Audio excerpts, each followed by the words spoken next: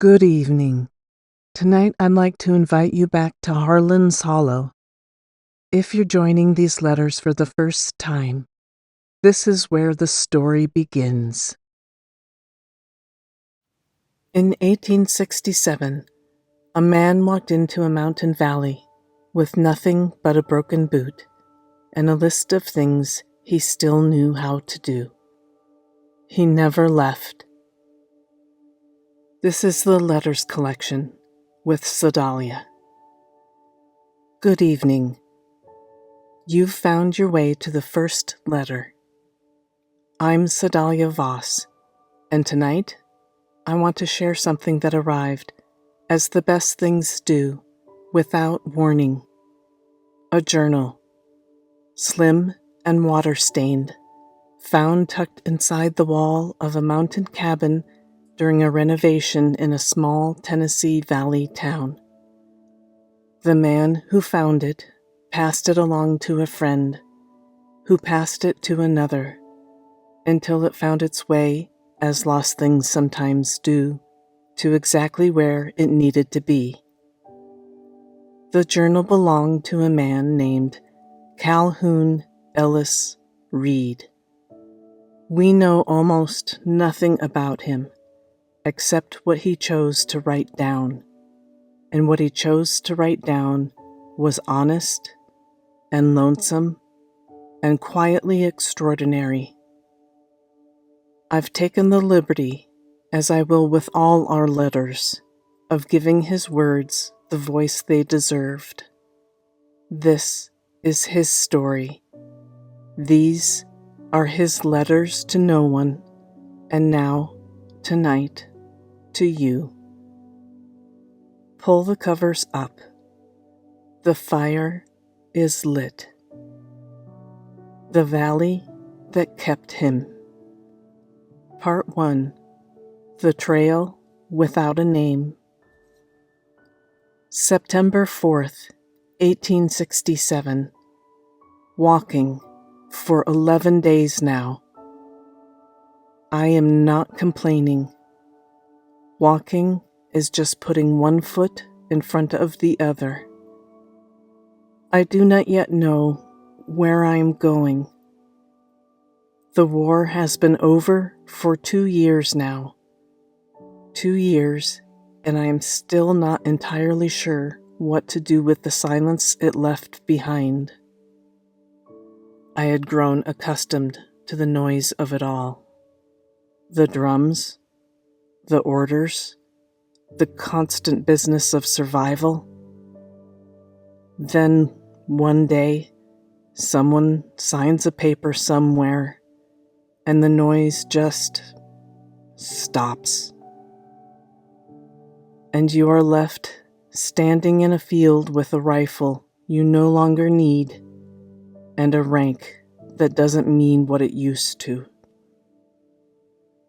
Corporal Calhoun Ellis Reed of the 44th Tennessee Infantry, one of the few remaining. Just a man now. Just a man walking a road with no name. I am heading west. West because east is where I came from. I cannot go back east. I cannot go back to a farm that burned, to a town that looks at me the way townsfolk look at men who came home when others did not. There is a particular kind of silence a community reserves for the living. I have had my fill of it. West it is, then. September 9th, 1867. Something happened today after I left the road. I am not yet sure how to describe it. I followed a narrow trail over a high ridge. My feet chose it, not me. All morning, the trail led me through chestnut and hickory trees. My pack felt heavier with every step By midday, I was talking to myself the way a man does when the silence gets too big.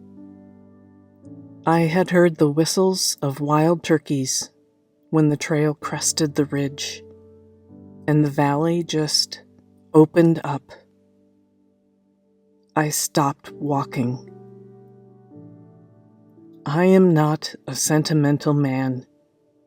The war had seen well enough to that. But that valley, the way it sat folded between the mountains, like it had been placed there purposefully. A river ran silver through the center of it. The late afternoon light came in sideways, turning everything the color of old honey. I stood there in silence. Felt like, I don't know, recognition, maybe.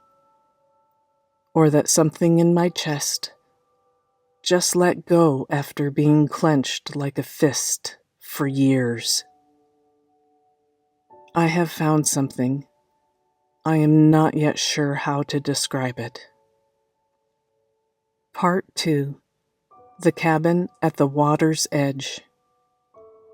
September 12th, 1867. The valley has a name. Harlan's Hollow. The family it's named after mostly did not survive the war. There is a small community of locals here, perhaps 60 souls. There's a mill, a church, and a general store that doubles as a post office on Tuesdays. The people are cautious with me, as people in small places tend to be with strangers. But cautious is not unkind. A woman named Mrs. Myra Adeline Pryor, who runs the store with brisk authority, looked me over when I came in for supplies. She asked me 3 questions in rapid succession. Where had I come from?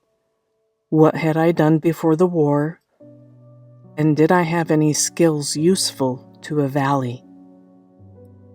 Apparently satisfied with my answers, Mrs. Pryor told me there was a cabin downriver that had been sitting empty since old Harlan's son went north and never came back. She said I could lodge there for the winter in exchange for work. I asked her, what kind of work? She said, whatever kind needs doing. That is the only honest answer to such a question. She shook my hand with a firm grip that left no doubt she meant what she said. The cabin is small and in some disrepair. The door hangs wrong. The roof needs to be patched in a few places. But the hearth draws fine. Good enough. The cabin sits close to the river, so close that at night, lying on the narrow bed, I can hear the water spilling over the rocks below. It is the most continuous, most patient sound I have ever heard. It does not demand anything of me. It simply eddies and flows. Inside, the cabin smells of old pine and wood ash. Pleasant, especially when the air is crisp. I have restrung an old rope bed left behind. Despite the crude furnishing, I have slept better the past 2 nights than I have slept in years. September 24th, 1867. My days have taken shape quickly. I rise before daybreak. The air at that hour has a cold edge to it, a sharpness that clears the head, I build a fire in the hearth from the previous night's coals. I boil water for a hot sip to warm my bones or for thin coffee to satisfy my morning thirst. A small comfort. I'd mended the roof as my first priority.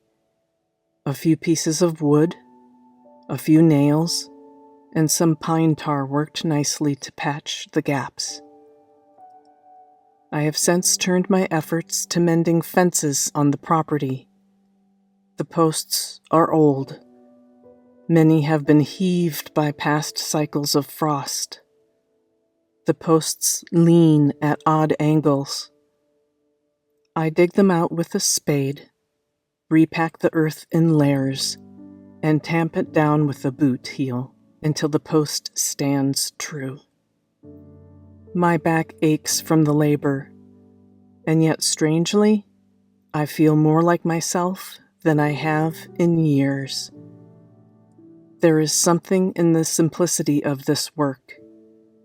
A post that leans is straightened and becomes right again. The results of my efforts can be seen and measured.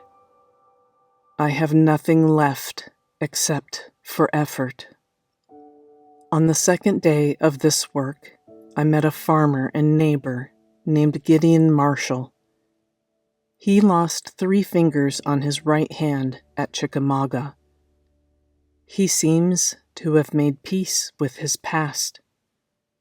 We do not speak of the war directly. We speak around it, the way you would speak around a fire, close enough to feel the warmth, distant enough to avoid getting burned. He told me today that the valley has a way of keeping people. I asked him what he meant. He said, "Men come through here, meaning to pass on through. Most of them don't." I asked him why.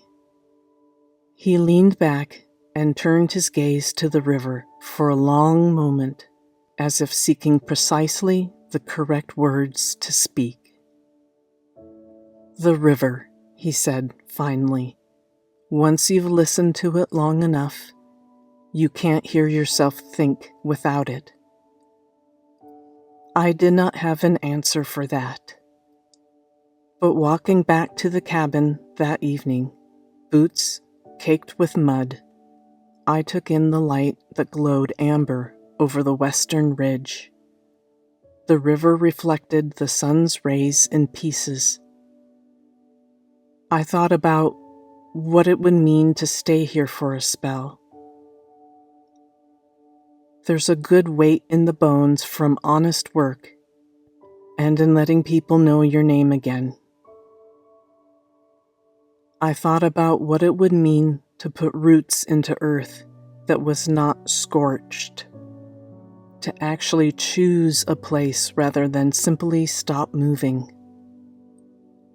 It has been a long time since I have thought about such things. Part 3. What the River Said. October 4th, 1867. There is a girl, a child, I should say, perhaps 7 or 8 years old, who appears on the riverbank most mornings when I am fetching water. She sits on a particular flat rock that juts out over a slow bend, dangling her bare feet, watching the water with peaceful, round eyes.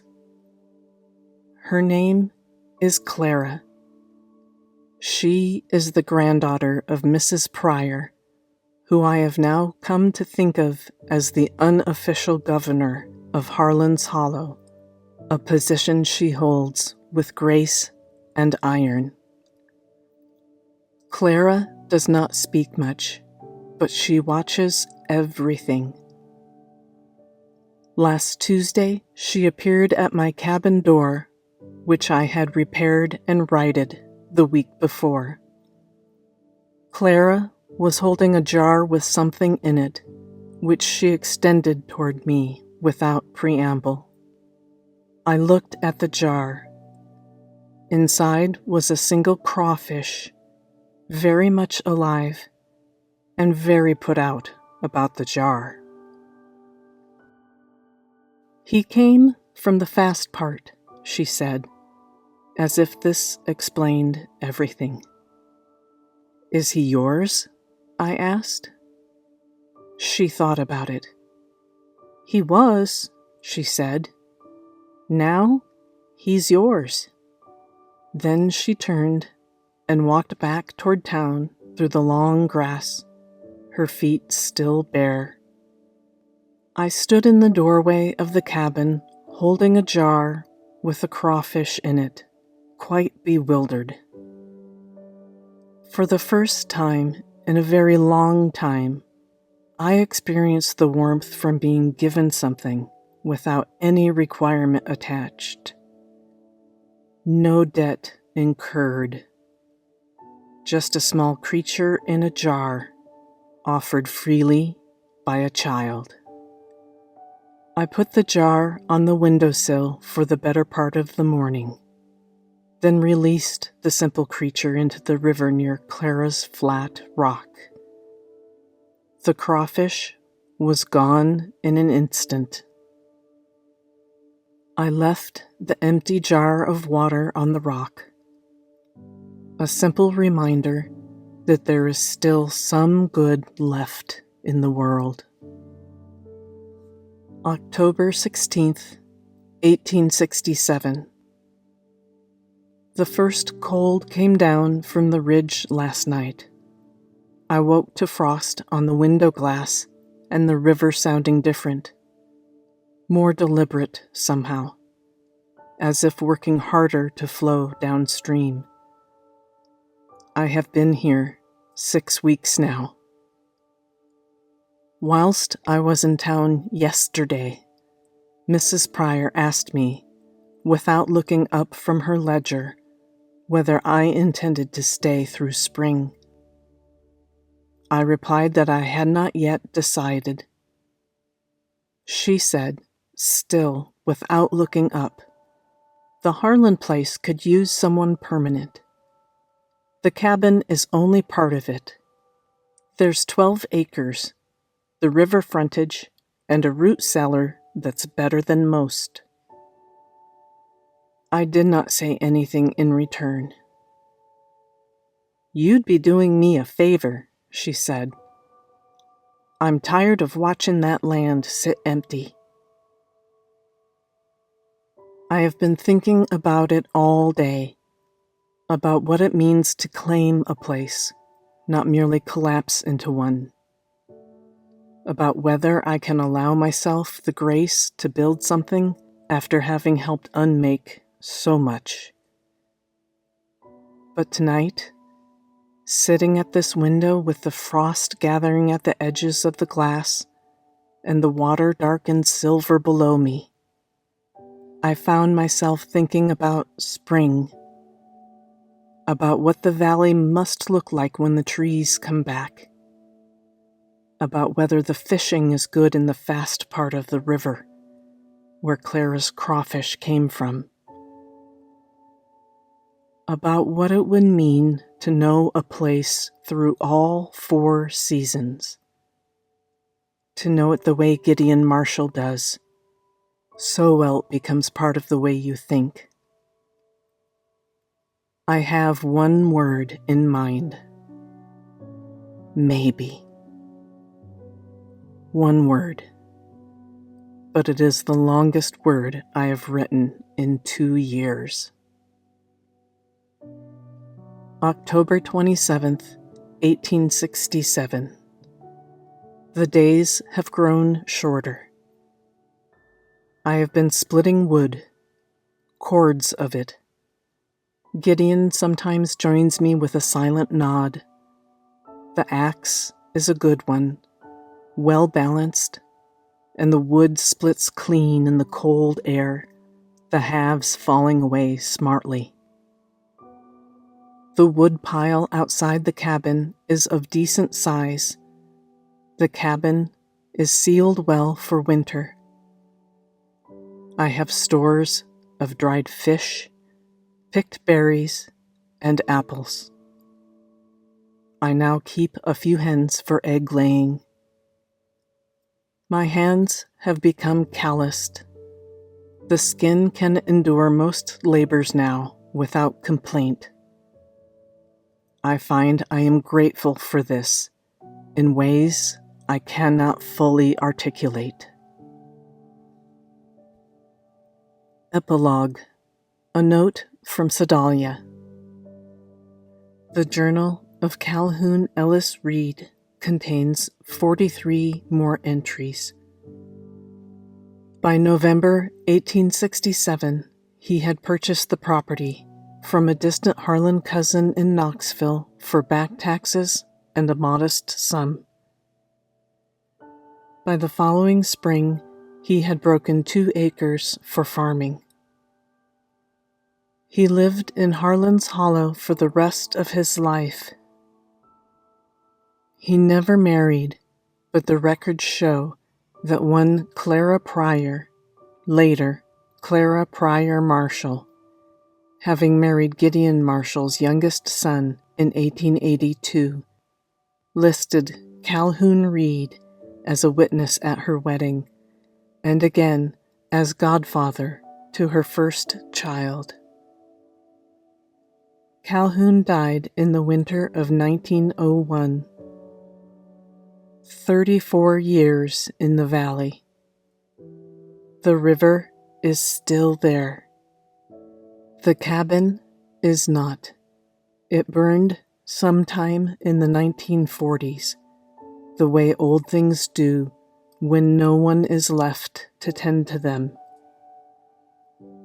But on a particular flat rock that juts out over a slow bend in the river, someone has placed a small jar. Every year, the locals fill it with river water before the first frost. Nobody quite remembers why. Or perhaps they do, and they simply understand that some stories don't need explaining. They just need to be kept. Rest now. The letter is sealed.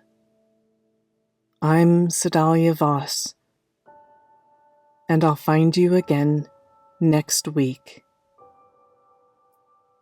Good night.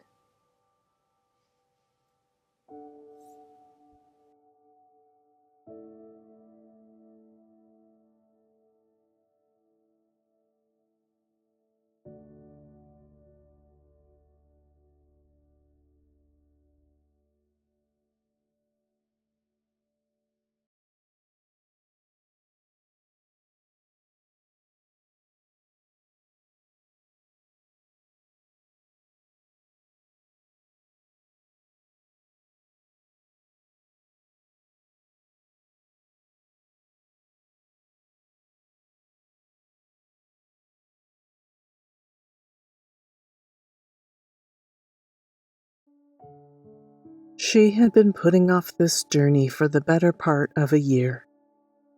She had very good reasons. She had the Henderson boys' arithmetic, and the schoolhouse roof, and the particular stubbornness of a young woman who has confused leaving with freedom. What she did not have, not yet, were questions. The questions found her on the train. Good evening. I'm Sedalia Voss. Tonight's letter arrived in a cedar box wrapped in a handkerchief the color of ivory. Inside were 3 things: a train ticket stub, a pressed sprig of something that may have once been lavender, and a small journal bound in green cloth. The initials E.C.M. pressed into the cover in faded gold. Evangeline Clara Marshall, born 1883 in Harlan's Hollow, Tennessee. Schoolteacher, daughter, sister, traveler, though she would have told you she was not the traveling kind. She was 22 years old when she wrote this. The daughter of Clara Pryor Marshall, who had grown up in that valley and married Eli Marshall, the youngest son of Gideon Marshall, with whom he shared a stoic and yet generous spirit. Evie, as her family called her, kept notes on her students' lessons plans in her journal. Only once did she write an entry of a personal nature, a single long entry dated October 1905, begun on a train and finished 3 days later in a room she described as smelling of camphor and old curtains. One entry. But some entries contain entire lives. Pull the covers up. The fire is lit. Part 1. The Knoxville Train. October 4th, 1905. I did not want to take this train. I have been not wanting to take it for the better part of a year, which is how long my sister Lottie has been writing me letters, asking when I am coming, and how long I have been writing back with reasonable explanations for why I cannot come just yet. The school term. The Henderson boy who needs extra attention with his sums. The leak in the schoolhouse roof that someone needs to supervise the repair of, and that someone, apparently, is me. I am 22 years old, and I have run out of reasonable explanations. So here I am, the Knoxville to Nashville line, window seat, my good traveling coat, which I have owned for 3 years, and which still fits, one of my more modest personal achievements. The mountains are doing what they always do in October, burning slowly from the top down. The ridges gone amber and copper and a deep red that looks almost like something you could warm your hands over. I have brought a book. I have not opened it. I keep thinking about what Lottie said in her last letter. Not the practical part, the date, the arrangements, the spare room she has made up. The other part. You have always been better at leaving than arriving, Evie. I have been turning that sentence over for 2 weeks like a smooth river rock, deciding whether it is true, deciding whether it matters if it is. Lottie is 2 years younger than me, and already she has the particular certainty of someone who has figured out where she belongs. I find this simultaneously admirable and irritating, which is, I suppose, what sisters are for. The train moves. The mountains burn. I do not open my book. Later, same day. The woman sat down across from me, somewhere around the 3rd stop. She did not ask. She simply settled in with the unhurried authority of someone who has long since stopped requiring permission for things. Set a large carpet-patterned bag on her lap, making soft clinking sounds I could not identify, and looked out the window like a person revisiting something familiar. She was old, 70, perhaps more. White hair pinned with the kind of efficiency that suggests it has always been exactly that way. A cameo at her throat, hands folded over the bag. We rode in silence for a good while, which suited me. Then she said, without turning from the window, "Where are you going? Or where are you running from?" I looked up from the book I still had not opened. She was watching me now, eyes the particular gray of river water in November, cool, clear, moving. "I beg your pardon?" I said. "It's a simple question," she said. "Most people on trains are doing one or the other, sometimes both. I've found it's useful to know which." I considered telling her it was none of her business. I am good at that particular response. I have deployed it with considerable efficiency over the years. Instead, I heard myself say, "I don't entirely know." She nodded as though this was the most satisfactory answer I could have given. "That's honest," she said. "I'll take honest." Her name was Theodora Vane. She was traveling to Nashville to settle the last of her late husband's affairs. A house they kept there for 40 years but never, she said with a small, precise smile, quite managed to live in together at the same time. 40 years? I said. He was a difficult man to be in the same place with, she said, not bitterly, simply as fact, the way you state the weather, but a fine man to love from a reasonable distance. I said, "I'm sorry for your loss." She waved a hand. "Don't be.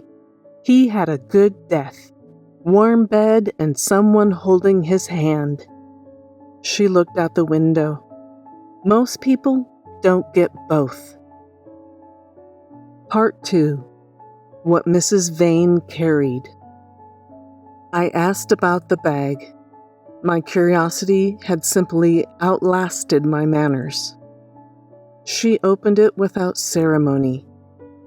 Inside, nested in old cloth, were small bottles, perhaps 24, each corked and sealed with different colors of wax, each one labeled in a careful hand too small to read from where I sat. "Water," she said. "Water from places. Places I have been. Places that mattered."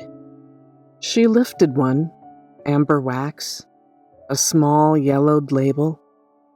"This one is from a river in Tennessee, a valley called Harlan's Hollow.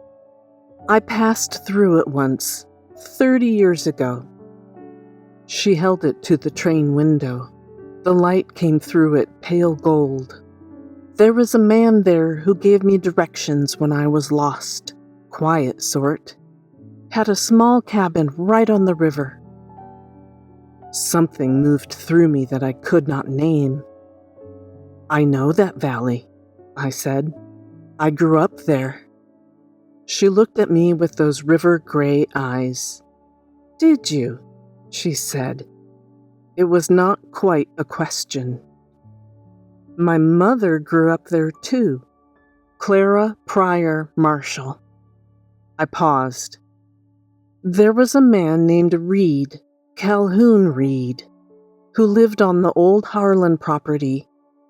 He was a kind of godfather to our family. He died a few years ago." The train moved through a cut in the mountain, the light going briefly dark, then opening again. Mrs. Vane set the bottle carefully back among the others. "Small world," she said quietly.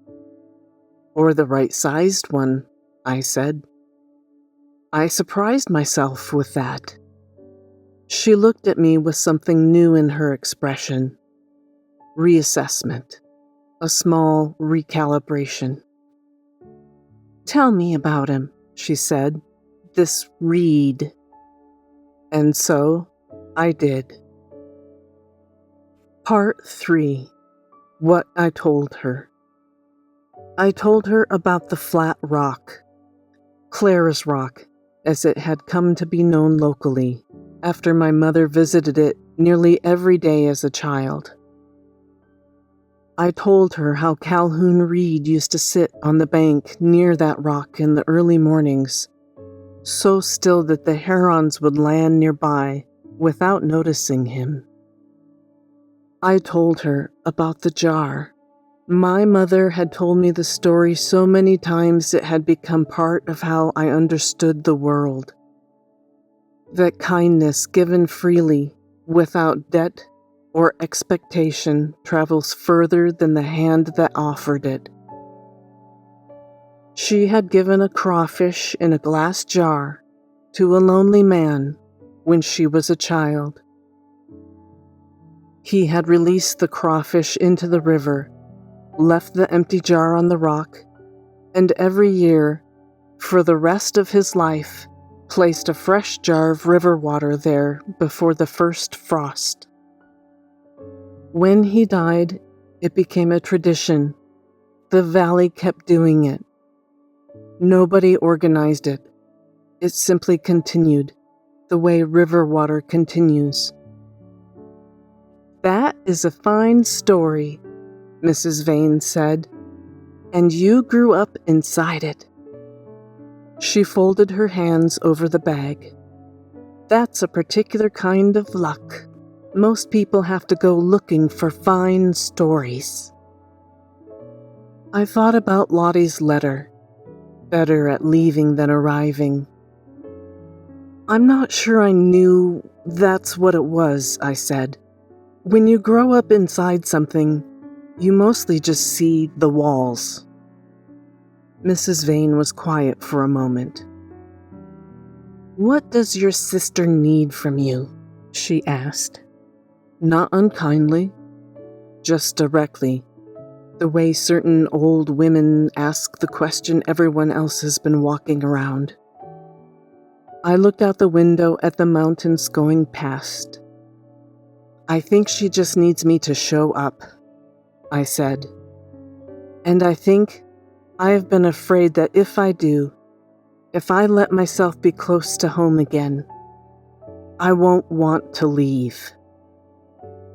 "And is leaving so important?" I started to say yes. The word was ready, well practiced, right at the front of my mouth. Then I thought about the flat rock in the river, about a man who walked until he found something worth staying for, and my mother at the door of a cabin as a girl, holding out a jar with a crawfish in it to a lonely man, not knowing what she was beginning. About whether leaving had ever really been freedom or just the appearance of it. "I don't know," I said instead. She nodded. "That's honest," she said again. "I'll take honest." Part 4. Nashville Station, October 5th, 1905. Morning. We arrived just after 7. The train station was loud and smelled of coal smoke, wet wool, and the particular kind of hurry that train stations specialize in. Mrs. Vane reassembled herself with the calm efficiency of someone who is never rushed by other people's urgency. She straightened her cameo. She lifted her bag, the bottles chinking softly against each other like a small, careful music. On the platform, she shook my hand. Her grip was firm and certain. "The valley will still be there," she said. "Rivers are patient." Then she turned and walked into the crowd and was gone. I stood on the platform with my unopened book and something in my chest that was not quite the stone it had been when I boarded. Something looser, something that felt, tentatively, like the beginning of an answer. Lottie was waiting at the far end of the platform. She was 20 years old and looked it. Bright-eyed, impatient, already scanning the crowd before I had spotted her.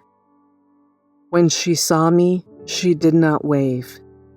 She simply put her hands on her hips with the expression of someone who has been waiting a year for this moment and intends to make that known. I walked toward her through all that noise and hurry, and when I reached her, we stood for a moment without speaking. Then she said, "You look like something happened to you on that train." "Something did," I said.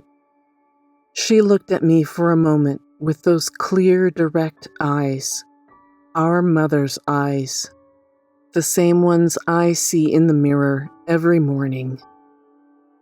"Good," she said, and took my arm. October 7th, 1905. Room at Lottie's house. The spare room at Lottie's is comfortable amid the odor of camphor and old curtains. Lottie and I have been talking for 3 days about Mama, about the valley, about what it means that Lottie chose Nashville and I chose Knoxville, and neither of us has gone back to Harlan's Hollow.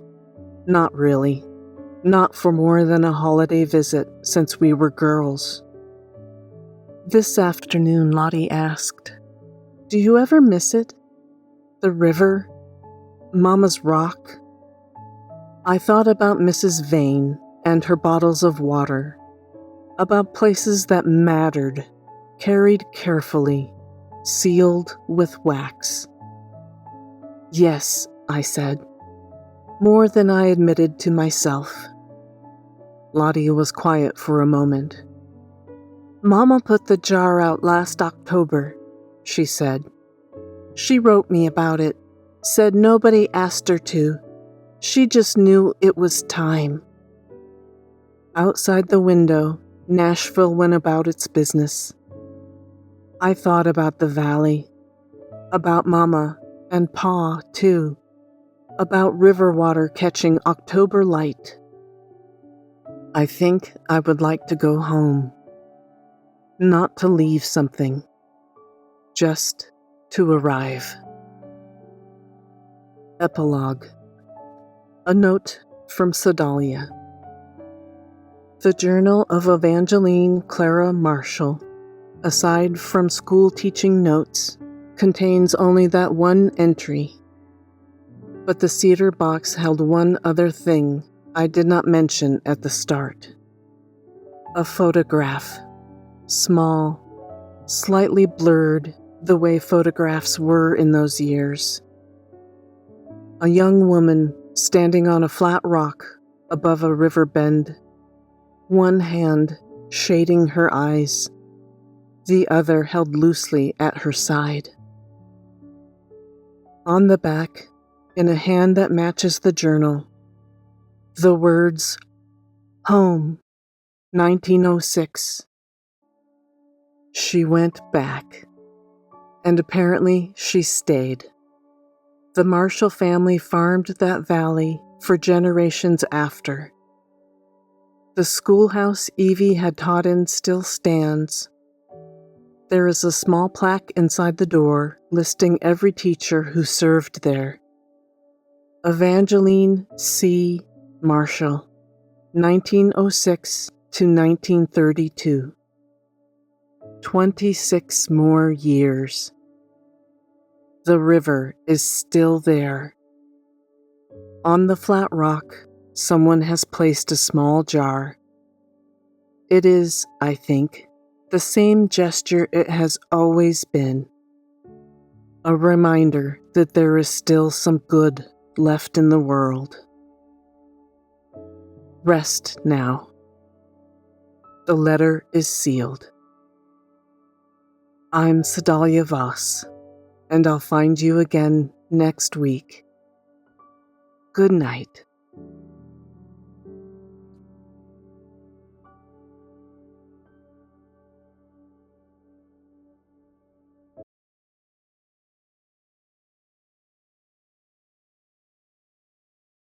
There is a particular kind of joy that has no good word for it in the English language. It is the feeling of returning to a place that kept you, even after you left it.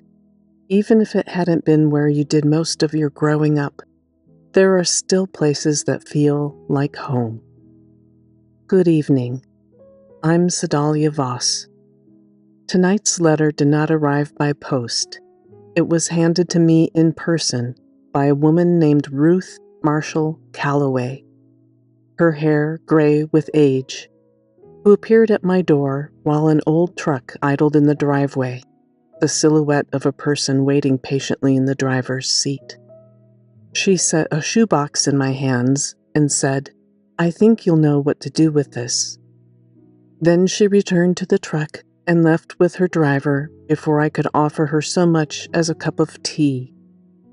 Inside the shoebox were two things: a bundle of letters tied with kitchen twine, and a single photograph of a boy, perhaps 9 years old, standing at the edge of a river with his shoes off and his face turned towards something just outside the frame.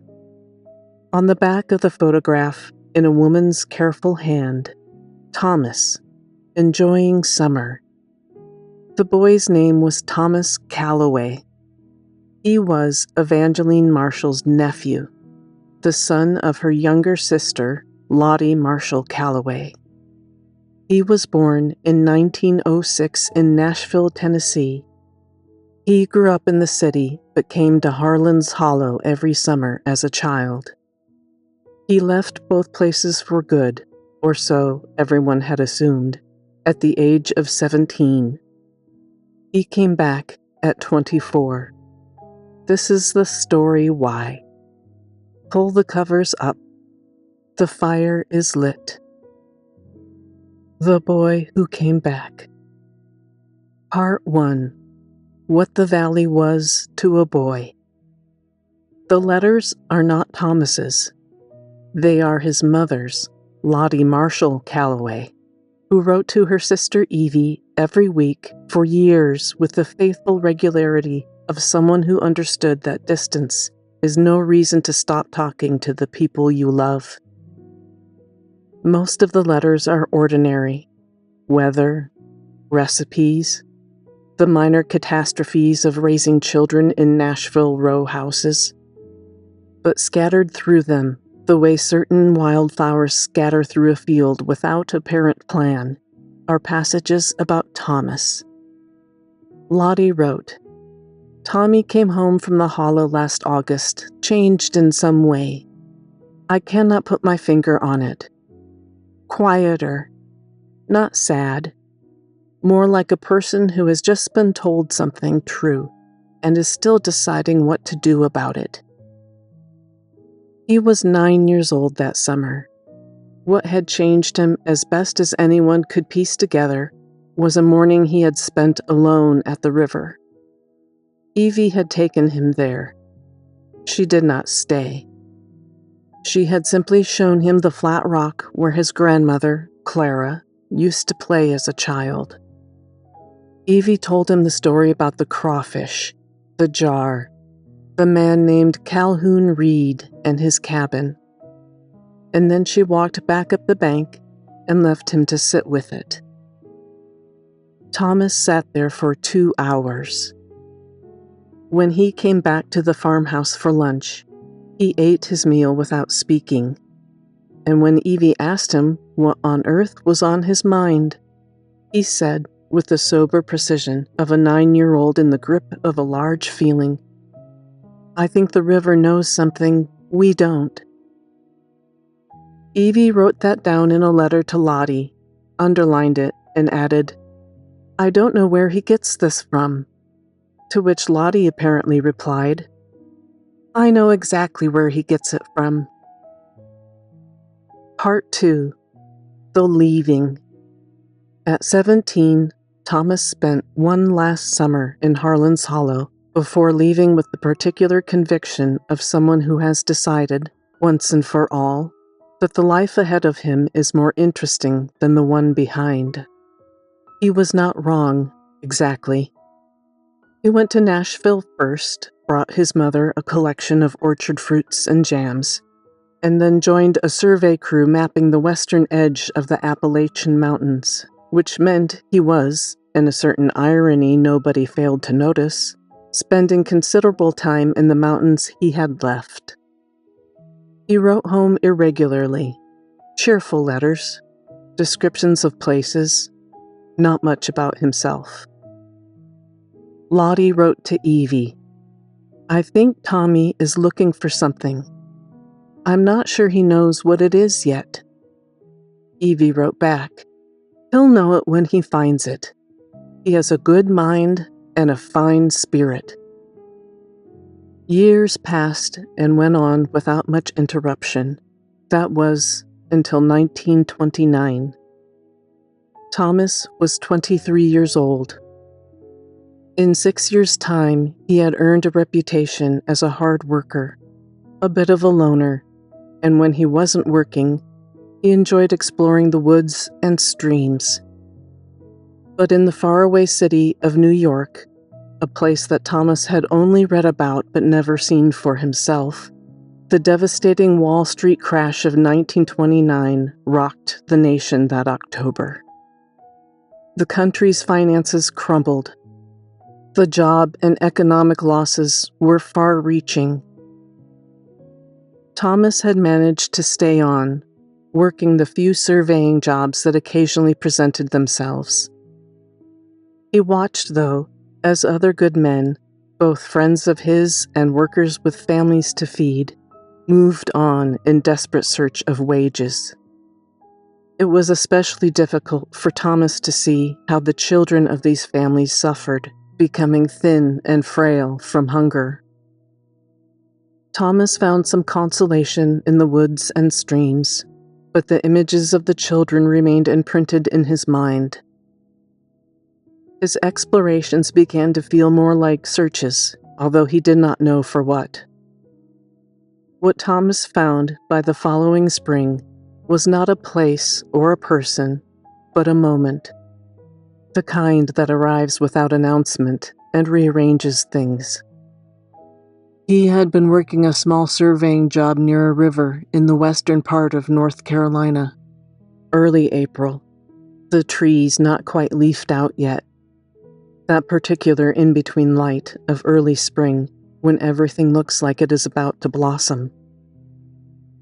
He was resting alone on a rock above the water, not thinking about anything in particular, when a heron landed on the bank below. It landed without noticing him. It stood there in the shallow water, absolutely still, attention focused on the shadows beneath the surface. Thomas himself sat perfectly still. In that stillness, he felt something move through him that he had not felt in years, since he was 9 years old on a different rock, a flat one that had sat above a different river, listening to his Aunt Evie tell him about a man who had learned to be still enough that the world came to him. He finished his survey. Then he wrote a letter to Evie. It said, "I think I am ready to see the valley again. I miss it." She wrote back by return post. 3 words. "The valley awaits." Part 3. The Return. He arrived on the last Tuesday in May, 1930. Evie was at the schoolhouse. She always was that time of morning. So it was George Pickett Jr. from the neighboring farm who saw the truck first, pulling slowly down the valley road the way someone drives when they are trying to take in all the scenery. George Jr. flagged him down, recognized him eventually, though it took a moment. The boy he remembered had gone lean and sun-dark and wore the look of someone who had been outdoors for years. They shook hands on the road. "You coming to stay?" George Jr. asked. Thomas looked out at the valley, the river catching the morning light, the ridgeline he had spent years occasionally dreaming about without admitting it to himself. I came back to find out, he said. He drove to the schoolhouse. Evie was at the blackboard when he appeared in the doorway. She turned, looked at him for a long moment, the way you look at someone when you are reconciling the person in front of you with the one you have been carrying in your memory. Then she said with the dry precision he had always loved about her, "You're late." He replied, "Yes, ma'am." She told her students to practice their penmanship. She walked to the door and took his arm and walked him out into the May morning, and they stood there together in the schoolyard while the valley went about its quiet business around them. He told her about the Harlan, about the rock in the western part of North Carolina, about the moment the survey boss had packed up to move on, and Thomas had stood there and known, with sudden and total clarity, that he was not going with him. Evie listened to her nephew without interrupting. When he had finished, she was quiet for a moment. Then she said, "Do you remember what I told you about the river?" He replied, "That it always does exactly what it's supposed to do." She nodded. "So do people," she said, "eventually. Sometimes it just takes them longer to figure things out." Part 4. What he found there. He stayed. Thomas both farmed and took work with a timber surveyor out of Nashville. He remained based in the valley and traveled when he needed to, a life that suited him in the way that certain lives fit certain people so naturally it seems almost unfair to everyone else. He built a small house on the eastern slope above the river with a porch that faced west so he could watch the light leave the valley in the evenings. In his first month back, he walked down to the flat rock. He sat there a long time, perfectly still, watching the birds come and go. He listened intently, mentally identifying each one by their song or call. The following October, he walked to the flat rock again. Someone had placed a jar, as they did every year, containing river water. The water caught the October light.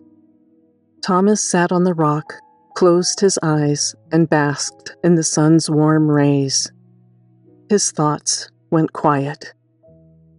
When he opened his eyes again, the sun was low on the horizon.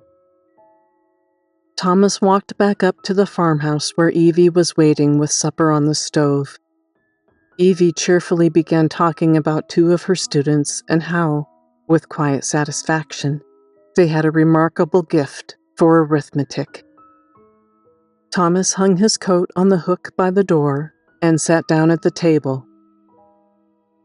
He felt, for the first time in a long time, possibly the first time in his life, entirely at peace and in the right place. Epilogue. A note from Sedalia. Ruth Marshall Calloway, the woman who brought me the shoebox, is Thomas's granddaughter. When I called to tell her I had read the letters, she was quiet for a moment, and then she said, "He used to say the valley was the best decision he ever made. He even brought his mother back there, took care of her until she passed and kept her letters. But I don't think he thought of it as a decision exactly, more like arriving somewhere you were already headed." Some things, it seems, do not need to be taught. They are carried in the particular way that rivers carry things, quietly, steadily, across distances that would exhaust anyone who thought too hard about them. Rest now. The letter is sealed. I'm Sedalia Voss, and I'll find you again next week. Good night.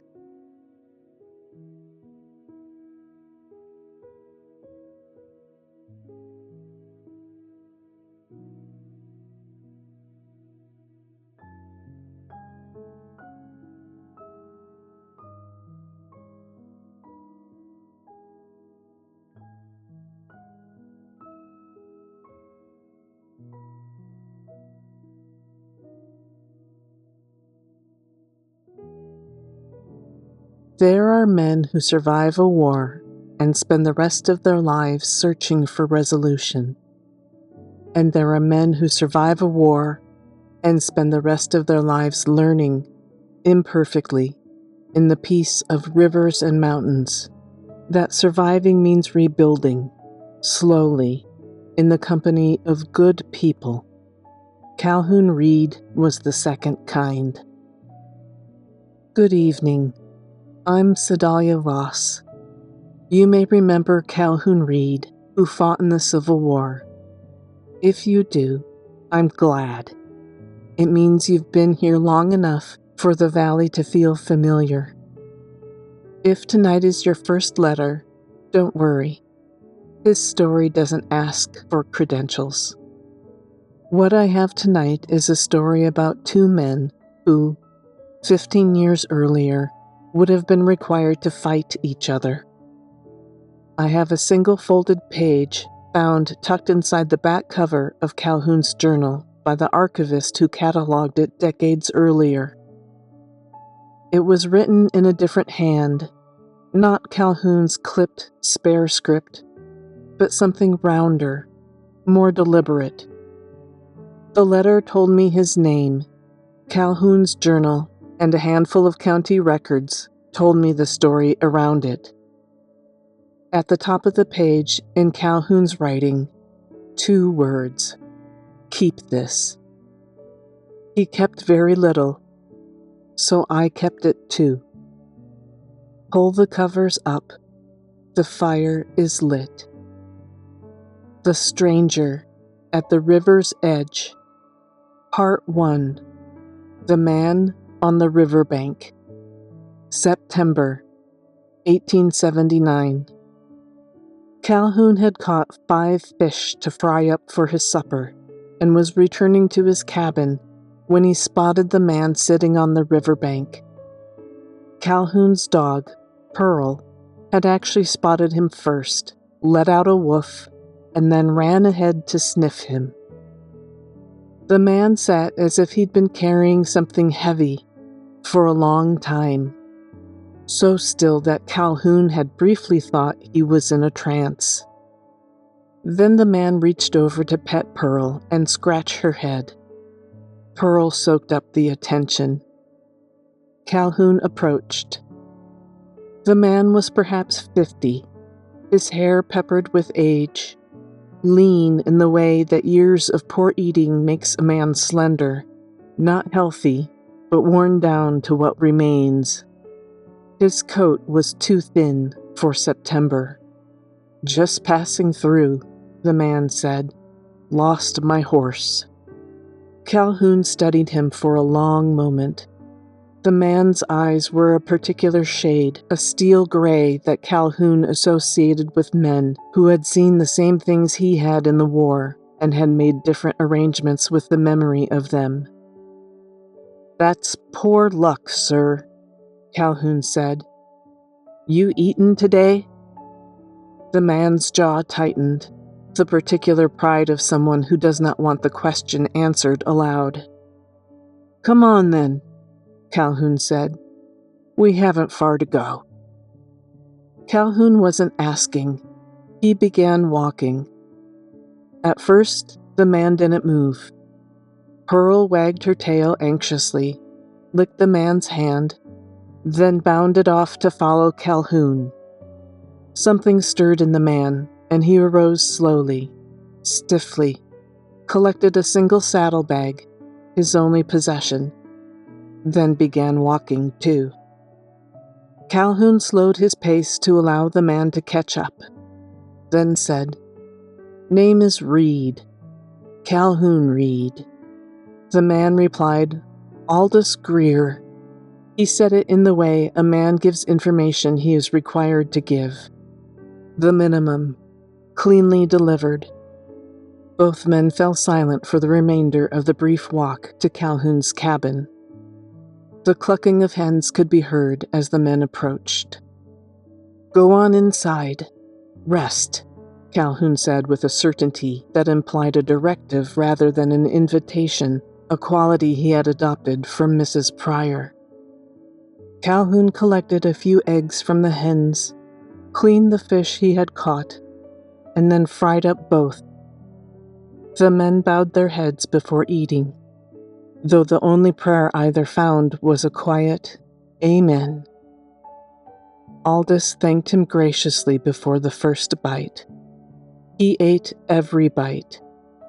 Aldous ate like a man who hadn't been certain when the next meal was coming. Pearl had eaten her own share of fish scraps and eggs and was already asleep by the fire. The men did not speak much. The fire spoke for them, the particular language of burning wood, which requires nothing and asks nothing and keeps a room honest. "I suppose I should be moving on," said Aldous finally. "Thank you again for your hospitality." "Nonsense," said Calhoun. "It's nearly dark." He retrieved a bedroll, laid it out near Pearl, then sat back down. Both men gazed into the fire. After a long moment, Aldous said, "3rd West Virginia Cavalry." Calhoun hesitated before replying, "44th Tennessee Infantry." They had fought on opposite sides of the same war. Finally, Calhoun said, "Long time ago, sir." "Yes, a lifetime ago," replied Aldous, and then, humbly, "I understand if I'm no longer welcome." "Nonsense," said Calhoun, as though the word had become a part of his regular vocabulary. And, after a moment, "Besides, my dog likes you." Aldous broke into a soft chuckle, the kind of chuckle that dispels all tension in the room. Pearl lifted her head momentarily, then closed her eyes and went back to sleep. Part 2. The Man's Past. Aldous said he'd stay 3 days to help Calhoun on the farm. The 3 days became a week, which became the better part of September. The north property line needed fence work, and there was wood to cut before the cold settled in. Aldous worked it without complaint and with little conversation, which suited Calhoun exactly. They chopped wood and worked fence line and fell into the rhythm of men who have learned to exist alongside another person without demanding anything of them, a particular skill that the war had taught both of them in its backwards way. Pearl followed the men everywhere, as was her habit anyway, occasionally scenting out a field mouse. Mrs. Pryor did not ask Aldous questions when he came with Calhoun to her store for supplies. She simply set aside her ledger and provided coffee without being asked, which was her particular form of welcome. Practical, wordless, sufficient. Gideon Marshall, Calhoun's neighbor, shook Aldous's hand on the road one afternoon and said, "Nice meeting you," which from Gideon was an extended speech. One night, sitting by the fire, after a long day on the fence line, Aldous said, not looking up from the boot he was resoling, "I had a family. Before." The fire crackled. "Wife. 2 boys." He worked the needle through the leather. "Fever took them. Winter of '77. Pearl stirred from her slumber by the hearth, then stretched out onto her side. "I have a brother in Arkansas," Aldous continued. "Figured I could help him on his farm, and was on my way, but my horse ran off during a storm. She was still young, spooked easily, as fillies do." Calhoun looked at Pearl, asleep again, only now on her back, pause in the air. He thought about the valley, about how it had a way of providing. "I know some horse folk," he said. Aldous looked up then, just briefly, the look of a man who did not expect to hear this. The fire burned low. The men said nothing more. Part 3. A Mare Called Poppy.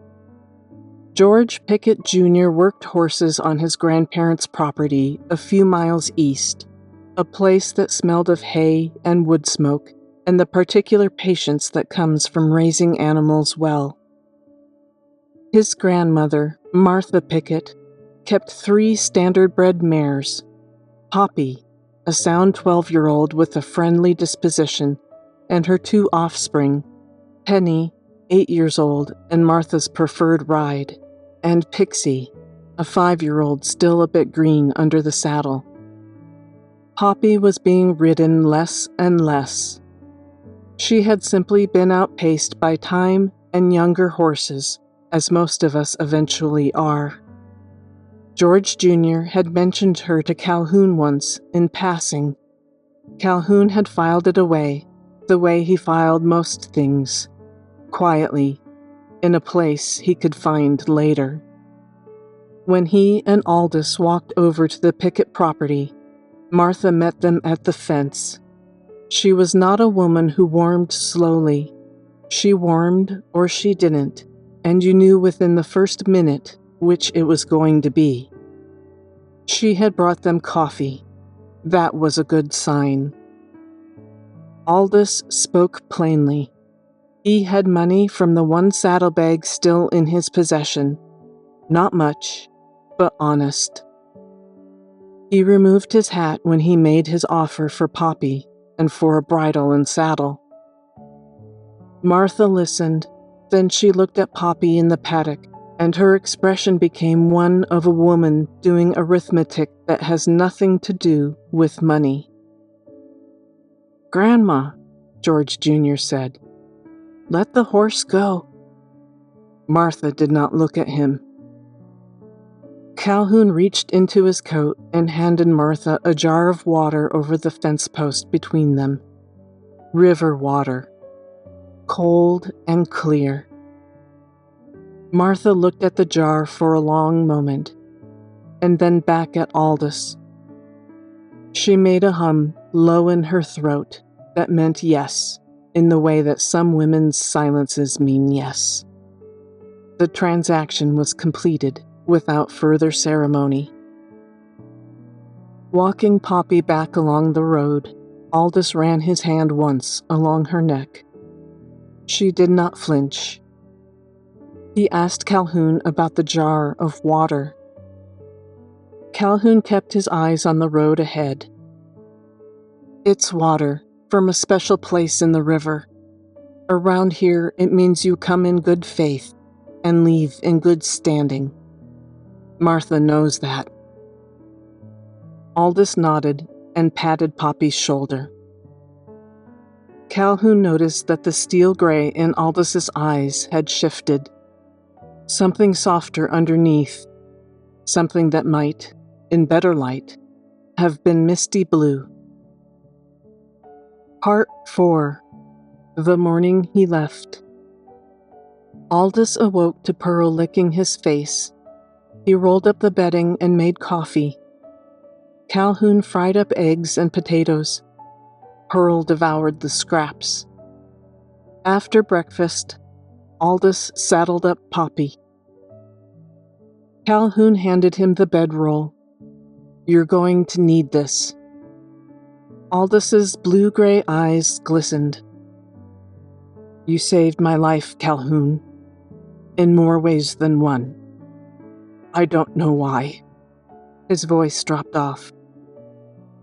Calhoun couldn't find the words to respond. Then, finally, "Well?" "My dog likes you." Aldous chuckled. "Come here, girl," he called to Pearl. He scratched her on the head as she wagged her tail and licked him. I need to grab my bag from inside, said Aldous. Calhoun stayed with Poppy, who remained as calm as pond water. Aldous came out with the saddlebag, secured it and the bedroll to the saddle. The two men shook hands, then embraced, briefly. The embrace of men who don't do it often and mean it, completely. Safe travels, Aldous. Aldous could only nod. He mounted Poppy, turned her toward the road, and tipped his hat to Calhoun. Then they rode away. Calhoun and Pearl returned to the cabin. Inside, he found a letter on the table, weighed down by a small river rock. It was not a long letter. Aldous was not a long letter kind of man. It read, "Read. It's been a long time since I stayed somewhere and felt welcome. Or rather, felt comfortable staying. If the war revealed anything, it was that we are more alike than different. While I'm headed to my brother's farm in Arkansas to see if his place will have me, I depart a brother I never knew I had, and a valley I'll never forget that kept me. I will forever be grateful, Calhoun. Thank you. You've got a good dog. Aldous Greer." Calhoun folded the letter carefully. He stood at the window for a long time. A hint of frost was on the window's edges. He watched the valley change from gray to gold the way it did every morning. Patient and indifferent and absolutely reliable. Pearl came over and sat by him, her tail thumping, signaling that she was ready to hunt for mice. Before Calhoun placed the letter in the back of his journal, he wrote 2 words across the top of the page. "Keep this." Epilogue. A note from Sedalia. I looked for Aldous Greer. It took some time. The records from that era are incomplete in the way that records tend to be when the people making them didn't expect anyone to come looking for over 100 years later. But I found him. A land deed filed in the spring of 1884 in a northern county in Arkansas, Ozark country. A plot of 6 acres on a creek with a good southern exposure. His name written in the same round, deliberate hand as the letter. And beside it, the signature of a witness, one Aloysius Greer, who, as it turns out, had an existing farm adjacent the Aldous property. A brother, apparently, who had taken him in. Aldous' deed was renewed in 1891 and again in 1899. Somewhere in the Ozarks of Arkansas, a valley had kept him. I like to think that Aldous adopted a dog eventually, and that the two would visit the creek often, find a rock to sit quietly, and bring home fish to fry. Rest now. The letter is sealed. I'm Sedalia Voss, and I'll find you again next week. Good night.